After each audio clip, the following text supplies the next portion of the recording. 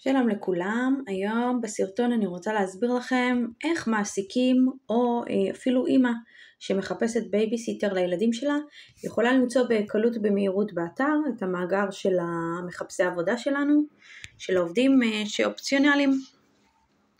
מה שאנחנו עושים, אנחנו נכנסים עוד פעם לכניסה הרשמה, תמיד גם אפשר דרך פרסום מודעה, שימו לב, פה. זה מגיע לאותו מסך. אז אנחנו בוחרים כניסה הרשמה, אנחנו הולכים לכאן פותחים חשבון חדש, ומגיעים למסך הזה, פה אנחנו בוחרים הפעם חיפוש עובדים או אנשי מקצוע. כלומר, אפשר גם למצוא דרך פה עובדים או אנשי מקצוע שהם מתחום הטיפול, הייעוץ או ההדרכה, כמו מרפאים בעיסוק, כמו מנתחת התנהגות, כמו ייעוץ משפחתי ועוד.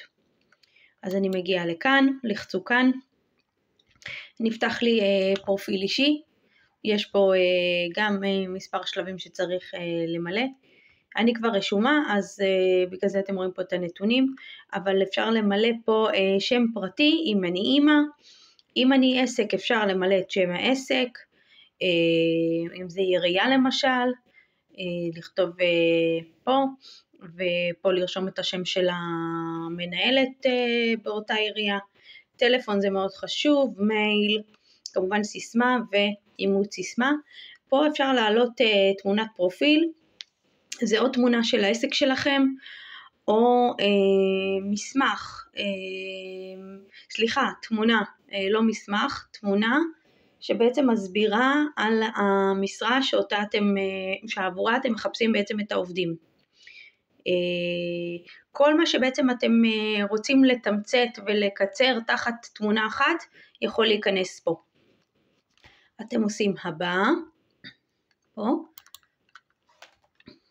שנייה,